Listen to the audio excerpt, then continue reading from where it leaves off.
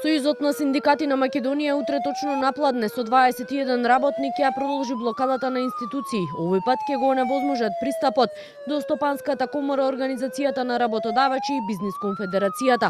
Од синдикатот велат ќе ги блокираат газдите се додека не донесат одлука за зголемување на минималната плата на 600 евра и раст на сите останати за 6000 денари. Првиот човек на синдикатот Слободан Трендафилов повтори дека ако по блокадите планирани и следната недела нема слух од надлежните, ќе следува нов протест и генерален штрајк и во јавниот и во приватниот сектор. Пред Стопанската комора ќе блокираме газди кои ги блокираат работниците 36 години, газди кои одбија до крајот на минатата година да ги зголемат работничките плати и да ја зголемат минималната плата. Трендафилов обвини дека врз него се вршат притисоци и заплашување, вклучително и со негово, но и следење на членови на неговото семејство. Остро реагираше на видео објавата на социјалните мрежи од страна на пратеничката од редовите на ВМРО ДПМН Дафина Стојановска, која, како што рече Трендафилов, во обид да му наштети нему со објавување на неговите малолетни деца, чии лица на видеото се замаглени, била извршена злоупотреба на деца.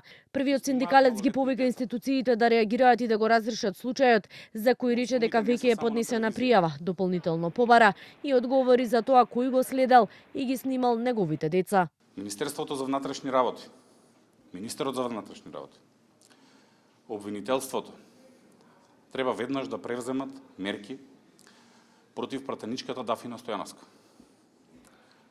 Истата Дафина која некоја познава како богаташка, која ми ги објави малолетните деца,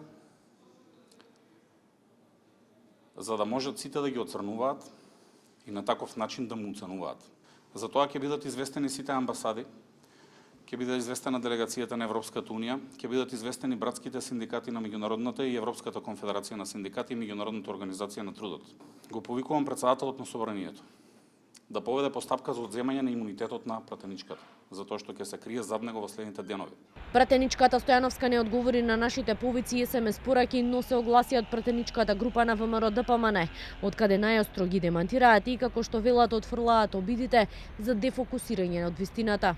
Правосудните органи веќе имаат чист случај пред себе во кој Трендафилов веќе требаше да дава исказ пред надлежните органи и да сноси одговорност за злоупотреба на службено возило за приватни цели.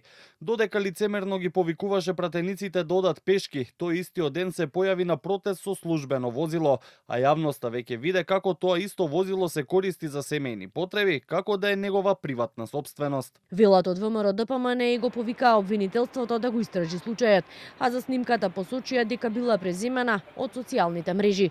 Од МВР за Канал 5 потврдија дека случајот е пријавен кај нив и, како што рекоа, се преземаат соодветни мерки за негово расчистување.